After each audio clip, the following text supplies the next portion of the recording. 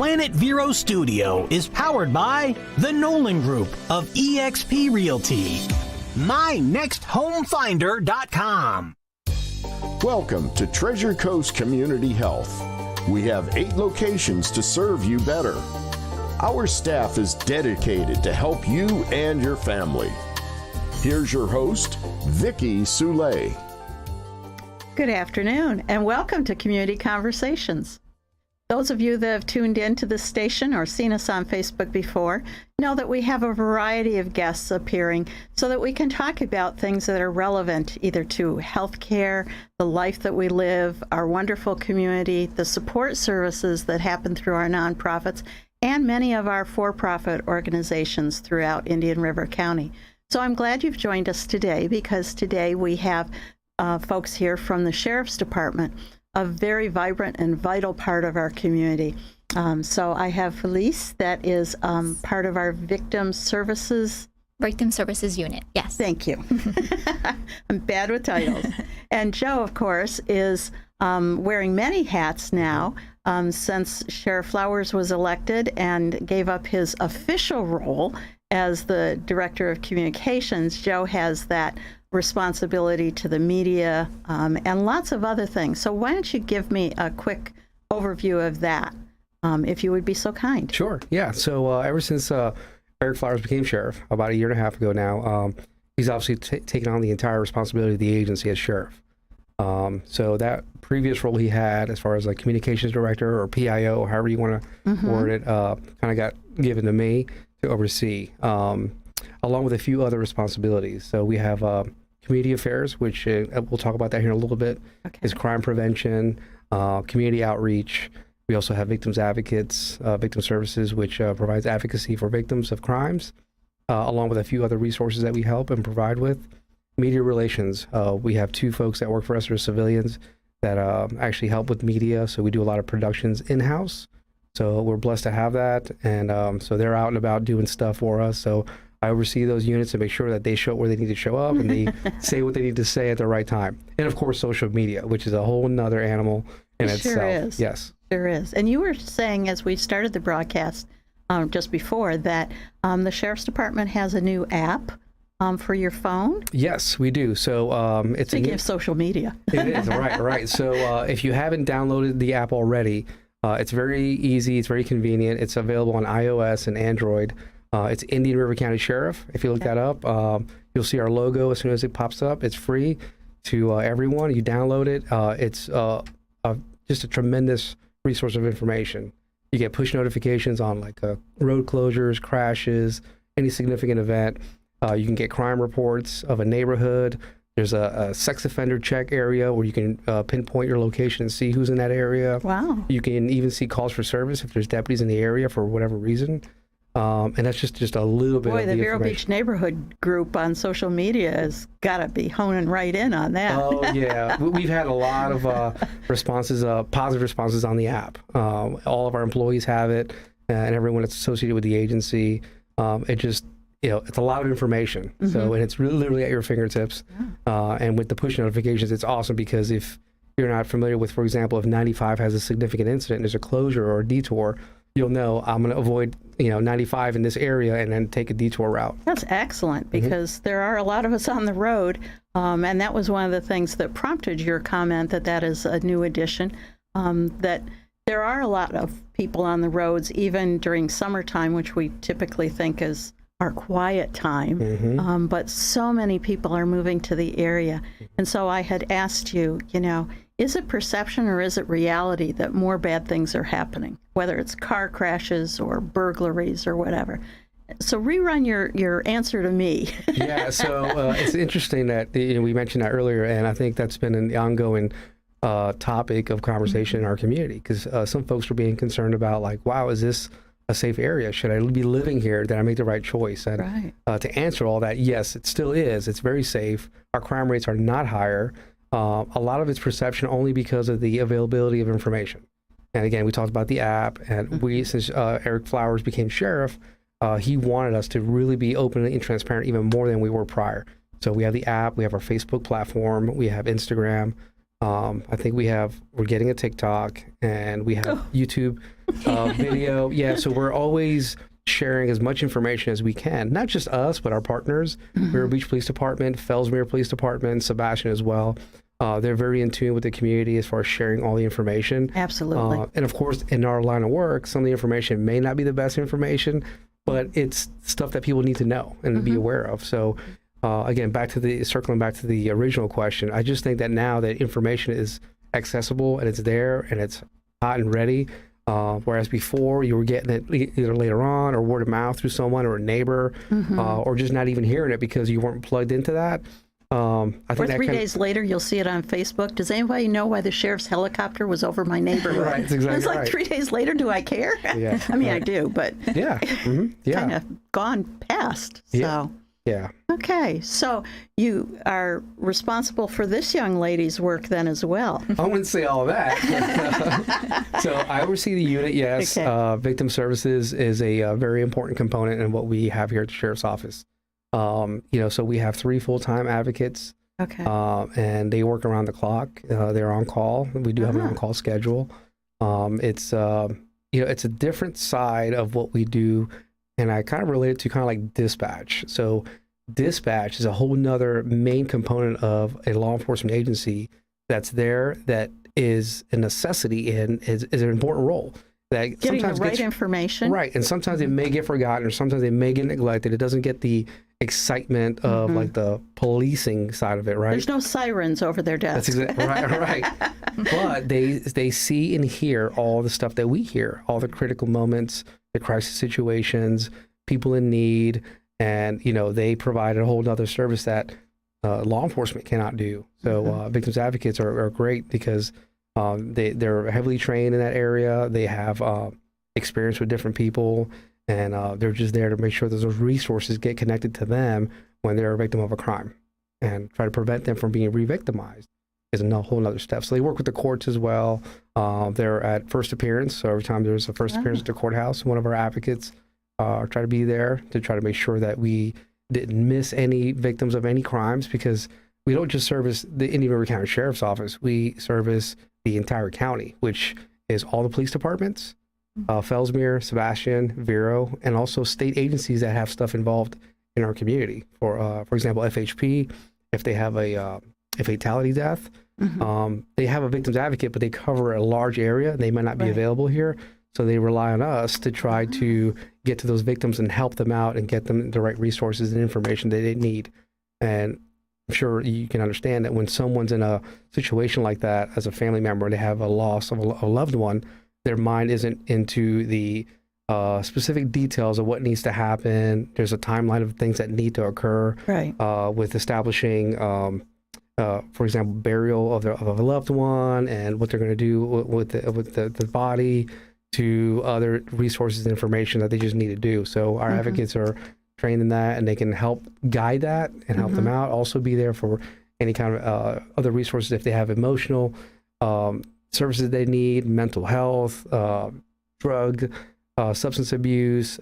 We have relationships, or they have relationships with a lot of local not-for-profit organizations, not just here in our county, but also in St. Lucie, Brevard, in our region, in our district. So all it is a phone call away or a text message away, and they can get those resources together. And it's pretty amazing when everyone works together.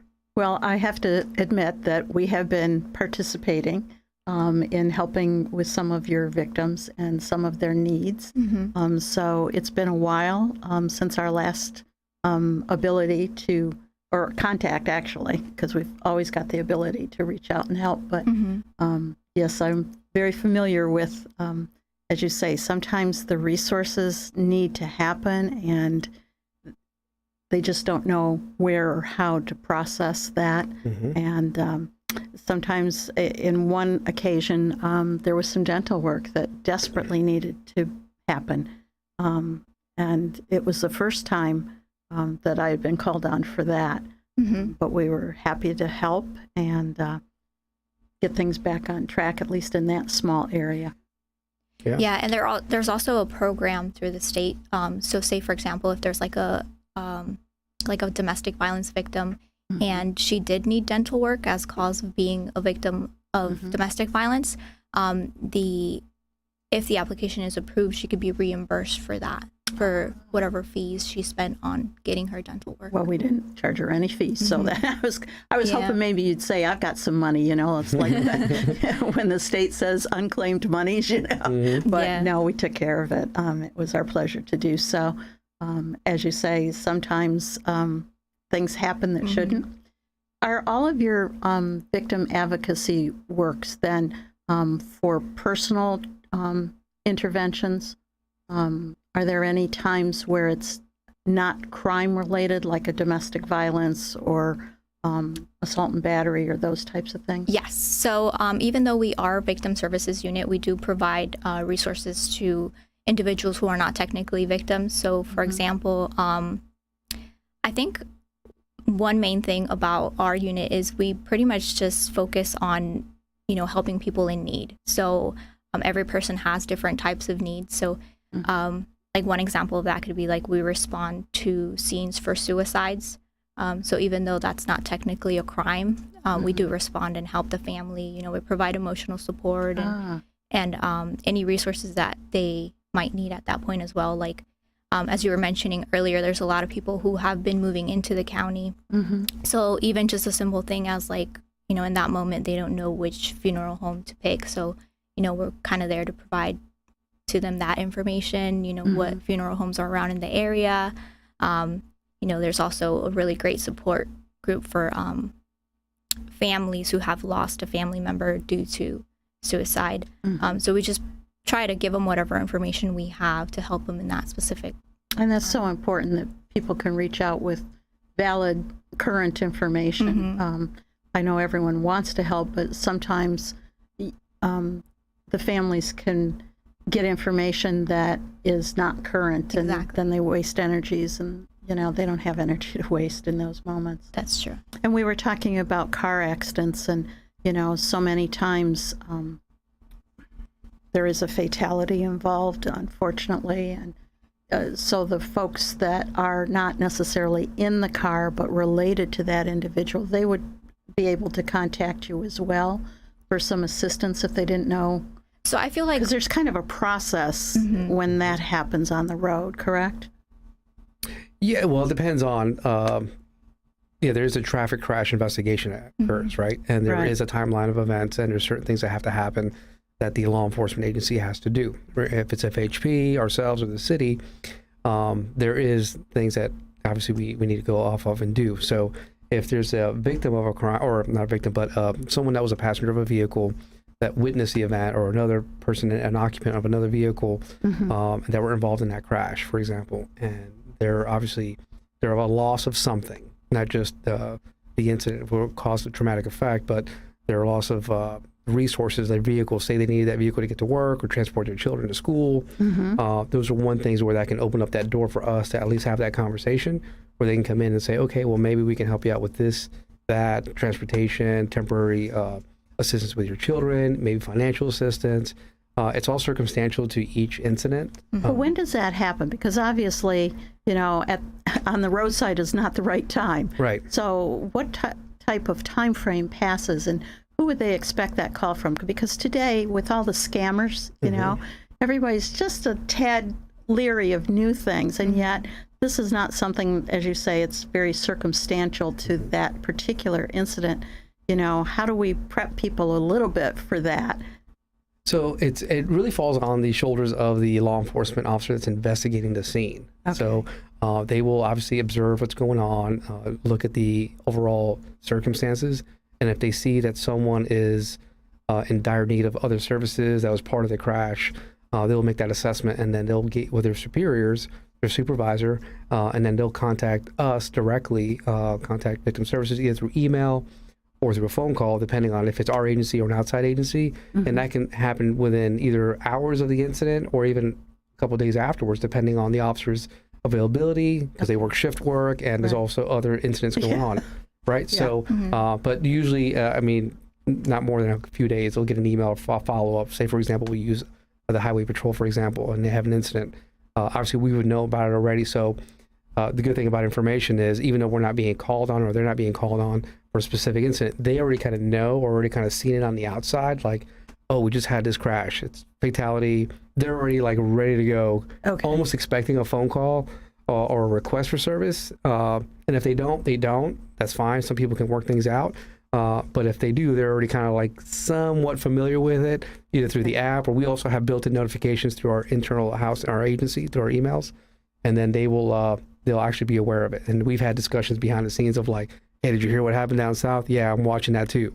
And it's like, if they call, right, if they call, and if they don't, we just let it go. Well, we have had a great conversation so far, but we've got to take a break for word from our sponsors. We're a little bit late on that, but when we come back, we're going to talk about other community services that the Sheriff's Office offers. Awesome. Thank you. Yep.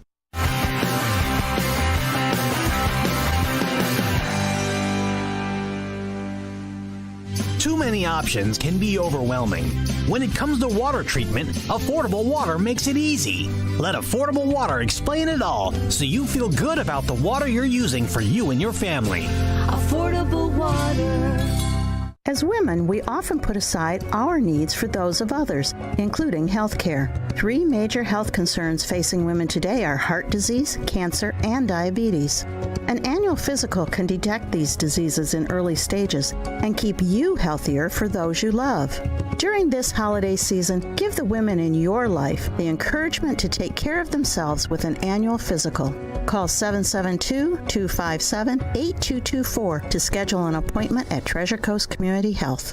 Revive Vero Beach, located next to Anytime Fitness on Oslo Road and 27th Avenue, has everything you need to look and feel your best, including hormone replacement therapy, stem cell therapy, sexual wellness, weight loss, laser aesthetics, hair, tattoo, and skin spot removal, Botox and fillers, cryotherapy, comprehensive blood work, and everybody's favorite ozone and IV therapy. Refresh, renew, and revitalize yourself at Revive today. Call 772-492-6607. A member of the iTex trading community. Your iTex dollars are welcome. Waves Auto Spa, known as Vero's fastest and finest. A car wash known for their quality equipment and attention to detail by a friendly and courteous staff. Waves offers soft cloth technology, and a top-notch detail center will help preserve the value of your car. Waves now offers windshield chip repair, and in most cases, it doesn't cost you a dime.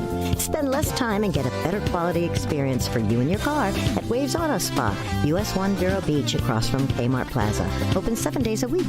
You picked the right plants, soil, and fertilizer. Did you pick the right mulch? C.W. Willis has quality mulch. You could say it's mulch better. In fact, there's not mulch more we can say about it. C.W. Willis Family Farms has mulch better mulch on Oslo Road in Vero Beach.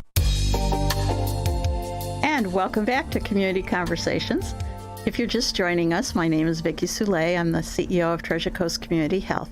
And unlike the first part of this conversation, we really are not a law enforcement agency. We can't even make you come in for your primary care visits, although we really appreciate it when you do show up on time, because that allows us to both take care of you and have time then to take care of other people.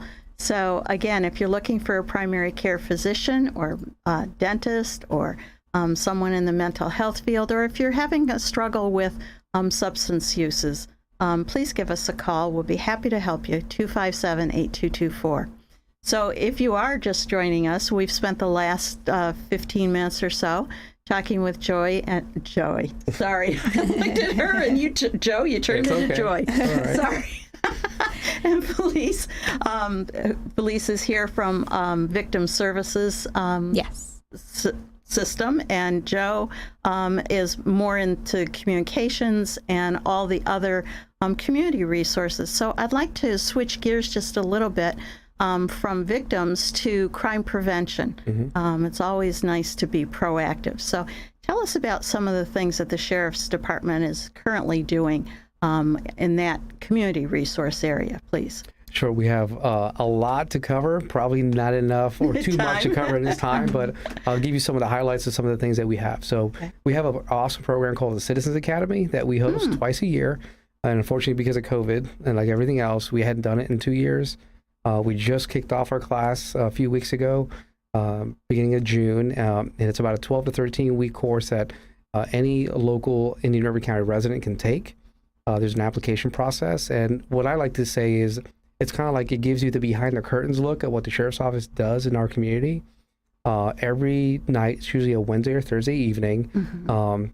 It's from like 6 to 8. You come to the sheriff's office, and the classes range from 20 to 50 participants, and you get a guest speaker. Someone from the agency every single week is different. So you'll get dispatch, canine, SWAT, patrol, the jail, the courthouse, just to name a few. Particularly helpful for people who've moved in from another community where those services might be different. I know correct. every sheriff's department is not a carbon copy of the one you just lived in. Yes, and comparative to up north, northeast, I would say the sheriff's office over there to do different things that we do here, that we offer. We do a lot more down here. But they get a tour of the jail, the tour of our dispatch center, and I could tell you from being part of the Citizens Academy, either as a speaker back in the day to now overseeing the unit and being involved in the logistics and coordinating the event, we get so much positive feedback. Like, people leave there all the time and say, I did not know ABCD. Other than the green and white car and the helicopter and the canine, there's all this other things that we do. It's a lot of moving parts. It is a lot of moving parts. So it's kind of like a body, right? You have a hand, you have a finger, you have toes and ears, and the anatomy is just tremendous. And all these different moving parts are doing different things, and they all serve its own purpose, to fulfill the big whole body. So it's really cool. It's really amazing. That's just one that I like to highlight, the Citizens Academy. We also do a lot of outreach with different organizations. We go to different events. You might see one of our tents popped up at like Downtown Friday. We go up to Fellsmere. We do stuff with Fellsmere Police Department, and just different. We do. Are you still over at GYAC at Gifford Youth Achievement Center? Yes. So to add and segue on that, so a lot of our folks in community affairs, our deputies are involved in it, also sit on boards and committees on other organizations, GYAC, Literacy Services, Substance Abuse Council, just to name a few. And we have those relationships just so we can maintain that network of folks that when they need something, we're there for them, and vice versa. And that we can share all the resources and be there for folks that need those things. Truly integrated into our community so that if there is a need, you're not the last to know. Right. It's like, I don't have to Google everything and try to find out who can help me with this. That's great. Yeah, it's really good. So a lot of the outreach, we do crime prevention tips. We meet with a lot of homeowners organizations and private property management companies where we do presentations and workshops on security for your facilities, from camera systems to locking your doors, closing your garage door, little insider tips. We do. I think we need to have you come in and maybe walk through Treasure Coast centers. We think we're good, but there's always something to learn. There's always something. We can make that happen for sure. Okay. And we do a lot of things like that. Okay. And I assume that you also do some things to help with businesses prepare for casualties. We do. Unfortunately, that's if you are listening to any of the news, oh my gosh, it's unfortunate with active shooter situations, and it's just horrible and it's tragic. We've been ahead of that. We've been training for that for many years now. Before I took on this role, I was in charge of training for the agency a few years ago, and that was a big thing. That was one of our top highlighted areas that we needed to make sure that we focused on, not just patrol, but our school resource deputies and other areas of the agency that aren't working patrol, just to make sure that if, God forbid, we do have that circumstance here, we know how to respond appropriately and we can get those services to folks, and also work with our neighboring agencies together, because a lot of people don't know this. We don't always talk on the same radio channels and on the same communication systems. So in the event that does happen, we can plug into that and have dispatch all work together, work with Fellsmere, Sebastian, FHP, DOT, whoever is going to be in the area to try to overcome the situation and help folks. So he just gave us a plug for one of the many tips and bits of information you'll get from the Citizens Academy. I'm sure of it. So, Joe, it's been a delight to have you here, as well as having you, Feliz. I appreciate all that you and your cohorts are doing to take care of people at their most vulnerable. Thank you both for being here, and we'll have you back again. Thank you. Thanks for having us. Thank you. And thank you for staying by with us till the very end. I hope this information has been helpful and that you can share those most important things to your friends and neighbors. Have a good evening.